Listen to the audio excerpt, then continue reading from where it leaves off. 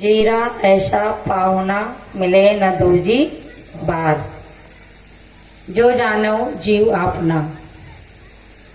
हमने सब कुछ जाना पर किसको नहीं जाना? जीव को नहीं जाना, जिसके द्वारा सर्व वस्तु को जान रहे, सारा शरीर उस जनैया के द्वारा ही काम कर रहा, उसी को नहीं जाना। साहब कहते जो जानो जीव आपना। घर बनाना जाना, मकान बनाना जाना, दुकान बनाना जाना, भोजन बनाना जाना, गाड़ी बाड़ी साड़ी सब कुछ बनाना जाना, पर जो जानना चाहिए उसे ही नहीं जाना। और उसे नहीं जाना तो सब जाना जनाया बेकार है। कहते हैं कि सब विद्या पढ़ी और अगर एक विद्या नहीं पढ़ी तो सारी विद्या बेकार है। उदलक ऋषि के पुत्र श्वेतकेतु कहते 4 वेद 6 शास्त्र 18 पुराण पढ़ के आया। अपने पिता से कहा, पिता ने बाहर विद्या पढ़ने भेजा और जब सब विद्या पढ़ के लौटा तो पूछा, बेटा तू सब पढ़ के आया? बोले हाँ पिताजी सब पढ़ा। क्या पढ़ा? 4 वेद पढ़े, 6 शास्त्र पढ़े, 18 पुराण पढ़ी। तो गुरु पिता ने कहा कि एक ऐसी विद्या है कि जिसके पढ़ने के बाद बाकी दूसरी विद्या पढ़ने की जरूरत नहीं पड़ती, और उस विद्या को न पढ़ा तो कुछ भी नहीं पढ़ा। तो वो विद्या पढ़ी कि नहीं पढ़ी? तो उन्हें कहा कि पिताजी वो कौन सी विद्या है, इसे तो मैं नहीं पढ़ा। तो जा तेरे गुरु से पूछ। और जब लौटकर अपने गुरु महाराज के पास गया तो गुरुजी से पूछा कि गुरुदेव मैंने सब कुछ पढ़ा, पर ऐसी कौन सी विद्या है कि जिसे पढ़ने के बाद कोई विद्या पढ़ने की जरूरत नहीं, कोई क्रियाक्रम कर्म कांड कुछ करने की जरूरत नहीं, वो कौन सी विद्या है? और अगर उसे नहीं पढ़ी तो सब विद्या बेकार है। तो उन्होंने पूछा कि भाई इस प्रश्न का पूछने वाला कौन है? तो उन्होंने अपने पिता का नाम बताया। तो उन्होंने कहा, अरे ये तुम्हारे पिता का नाम, ये तो मेरे गुरु है। तो उन्होंने कहा, अरे मेरे पिता आपके गुरु है? तो उदलक को बड़ा मन में प्रसन्नता हुई कि मेरे गुरु के भी गुरु मेरे पिता है। तो बड़े प्रसन्न हुए और उस प्रश्न का उत्तर गुरु ने नहीं दिया, वापिस अपने पिता के पास ही आए। पिता से पूछा कि पिताश्री मेरे गुरु भी इस प्रश्न का उत्तर नहीं जान पाए, तो कौन सी विद्या है? तो पिता ने कहा कि बेटा वो है आत्मविद्या, वो है अपने आप को जानने की विद्या। हमने सब कुछ जाना पर अपने आप को नहीं जाना। सकल व्यवहार जिन जाना अपने आप को नहीं जाना, और अपने आप को नहीं जाना तो कुछ भी नहीं जाना। हम अपने आप को जाने। सदगुरु कहते हैं कि जो जानो जीव आपना। और ये जानने की भूमि केवल मानव भूमि है, यही जाना जा सकता है। और यहाँ हम आए किस लिए और कर क्या रहे, हमें इस बात का पता नहीं। हम आए क्यों और किस लिए आए, और फिर यहाँ से कहाँ जाएंगे ये भी पता नहीं है। अभी यहाँ आए हैं तो चलो उठ के घर में चले जाओगे, ये तो सबको पता है। परंतु जब हमारा शरीर छूटेगा तब हम कहाँ जाएंगे, कौन सी जगह जाएंगे? कहते हैं अगर हमें जाने का पता नहीं तो फिर कहाँ जाएंगे? हमारा एड्रेस तो होना चाहिए ना, हमको पता तो होना चाहिए नहीं, कहाँ जाएंगे? अगर हमें जाने का पता मालूम हो तो उसके अनुसार हम जा सकते हैं, और उस ठाम को ठोर को आज ही पहचानना होगा। इसे साहब कहते जो जानो जीव अपना। करो जीव का सार। जीव का सार क्या है? जीव का सारे सद्गुण, जीव का सारे दया, जीव का सारे धर्म, जीव का सारे पुण्य परोपकार, जीव का सारे जिससे हमें शांति मिले, वही है जीव का सार। और ये जीव कई खानियों से भूखा है, यानी मनुष्य जीवन में ही अपनी भूख मिटा सकता है। कहते हैं एक महात्मा जी एक सेठ के घर आए। सेठ ने कमरा सजाया कि मेरे घर गुरु महाराज आ रहे हैं और गुरुजी आ रहे तो बड़े आदर सत्कार करना है। तेल फुलेल लगाकर पूरा कमरा को, भवन को सजाया, लाइट लगा दिया और बड़े बंदरवान बांध दिए, आगे कलश रख दिए, दीपक जला दिए, गुरुजी के स्वागत में धूम धड़ाका मचा दिया, बैंड बाजा बजा दिया, सब कुछ हुआ। गुरुजी आए, लोग सब इकट्ठे हुए, गुरु महाराज की अगवानी की। गुरु महाराज बैठ गए, सब लोग बंदगी कर रहे, प्रणाम कर रहे, दंडवत कर रहे और सब लोग कह रहे, वाह सेठ जी, धन्य हो सेठ जी, आपने क्या सुंदर भवन सजाया, आपने क्या सुंदर व्यवस्था की, आपने गुरुजी का बड़ा स्वागत किया।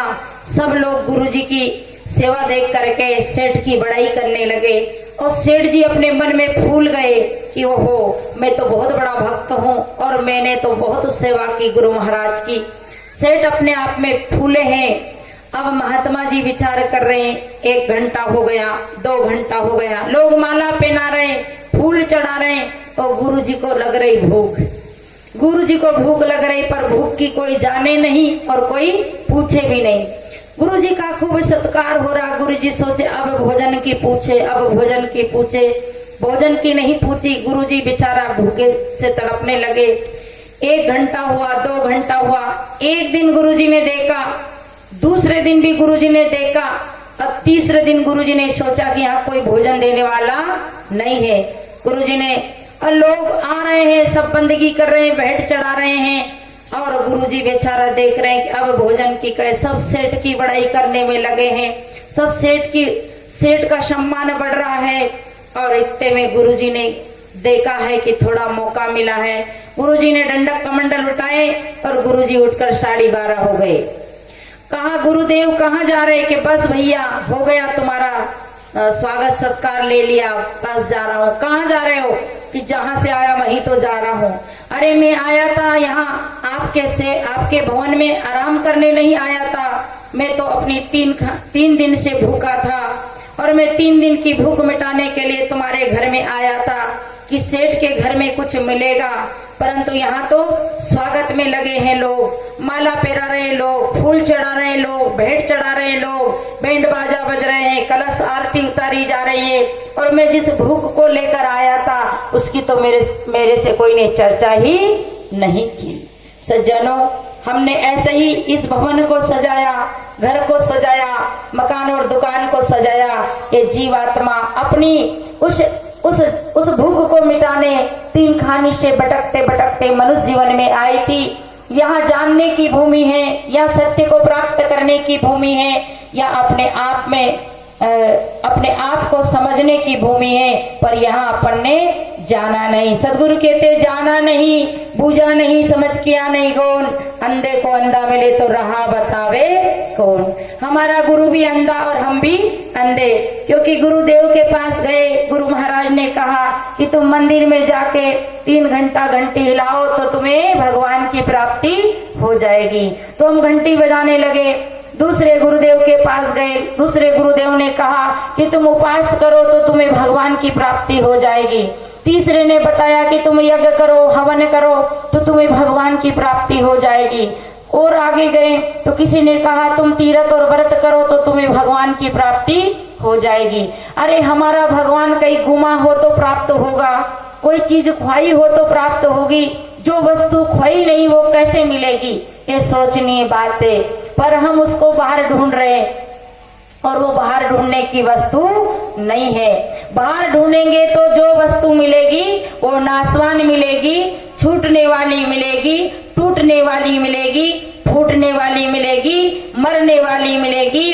अविनाशी वस्तु तो बाहर है ही नहीं, वो तो हमारे पास है, पर उसे केवल हमें जानने की बात है। और उसे कोई सदगुरु जना सकता है। सदगुरु कबीर ने जनाया है कि तू हजूर है, तू राजा है, तू शहंशाह है, तू केवल अपनी गुलामी को, अपने मन के विकारों की गुलामी से मुक्त हो जाए तो तुम महान हो, राजाओं में श्रेष्ठ हो। हमारी चाह छूट जाए, हमारी आशाएं छूट जाए, हमारा मन का विकार छूट जाए तो राजाओं में भी श्रेष्ठ राजा है।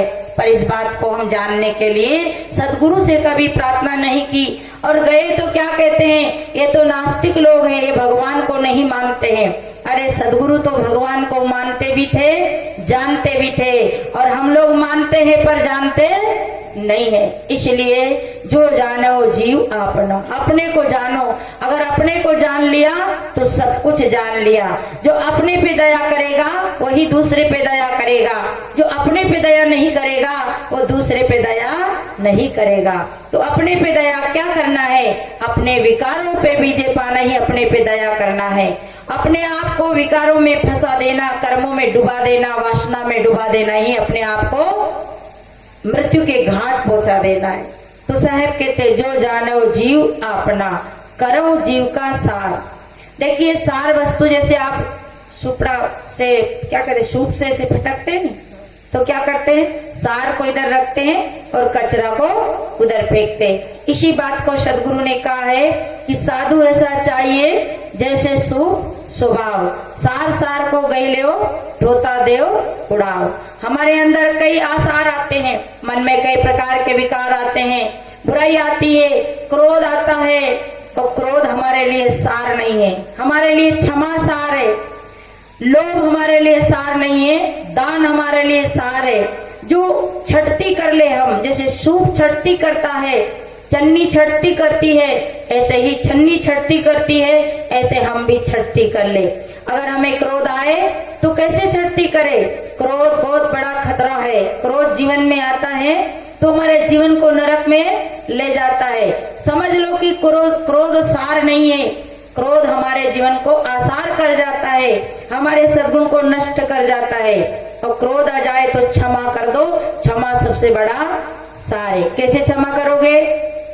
देखिए अपन लोग भोजन करते हैं और भोजन करते करते अपनी जीभ कट जाती है, कटती कि नहीं कटी?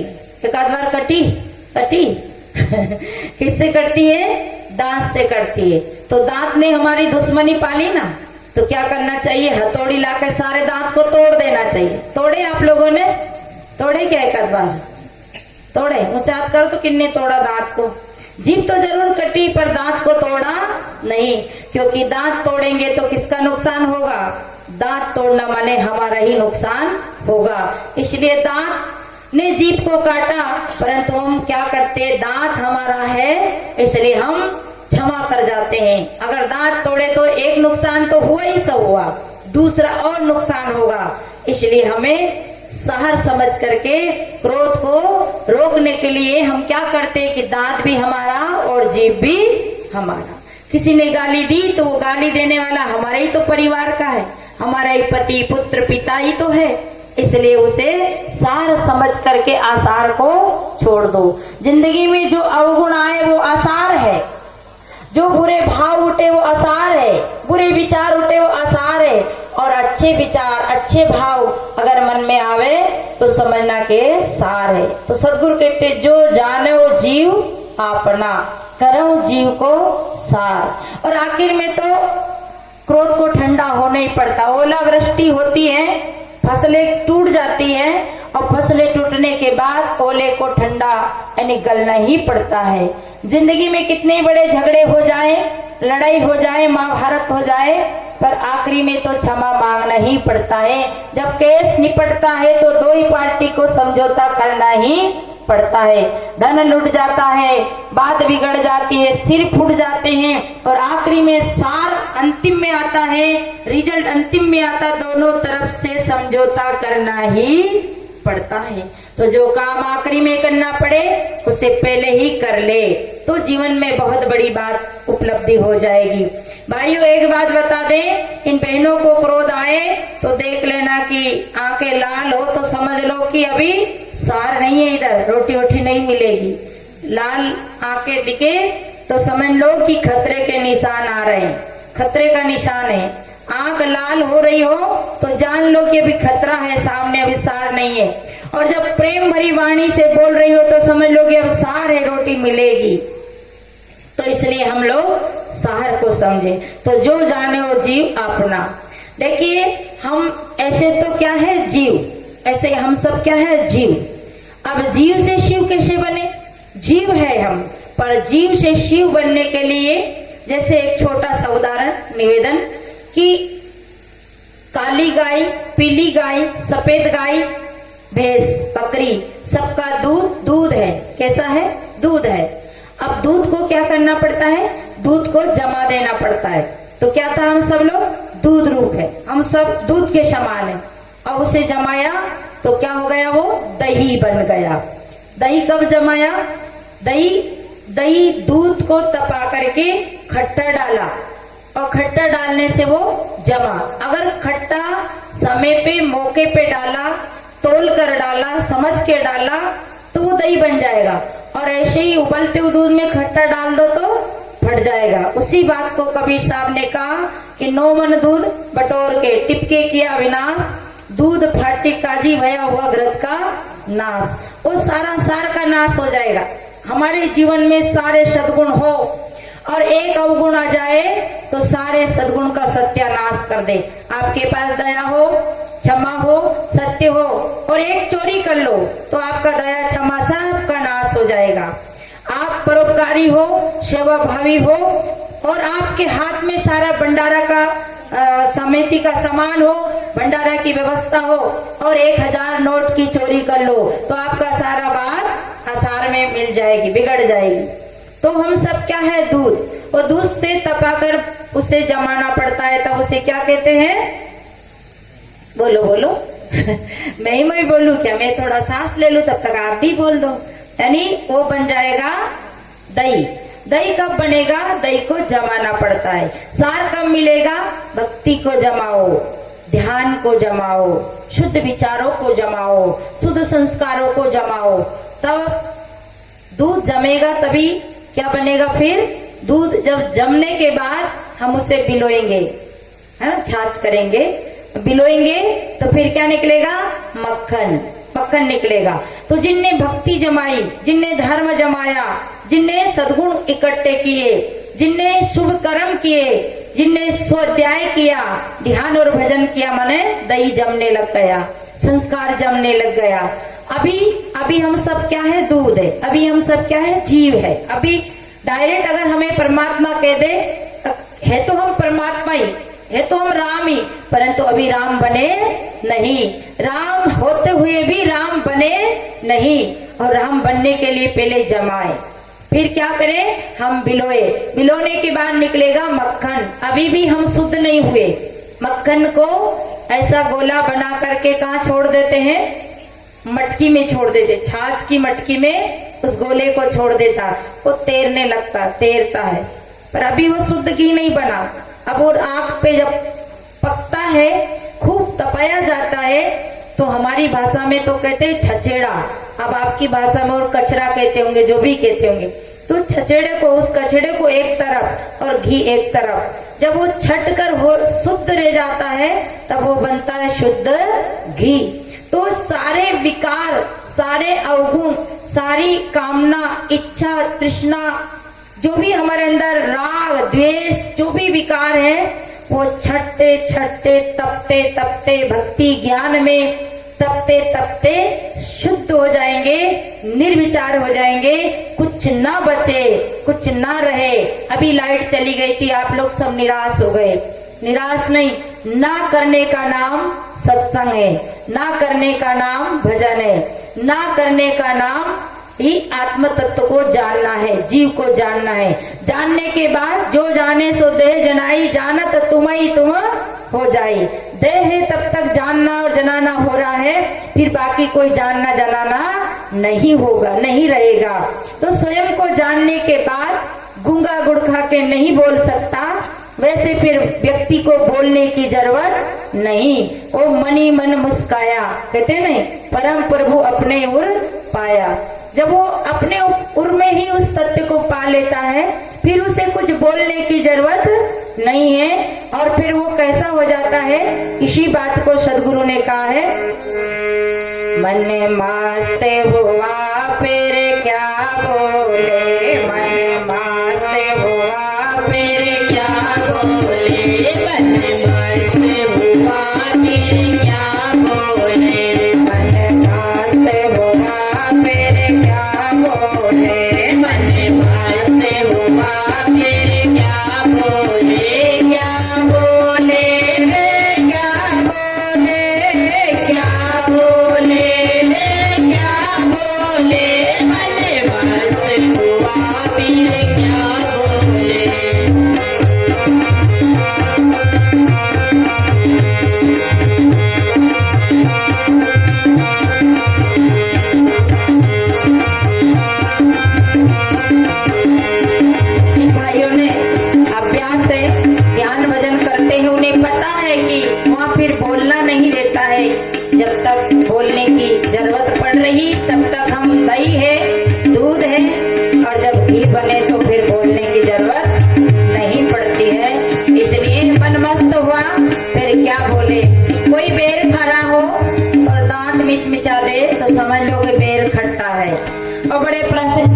अपने चित्त से हंसते हुए खा रहा हो तो समझ लो कि बेर मीठे है। ये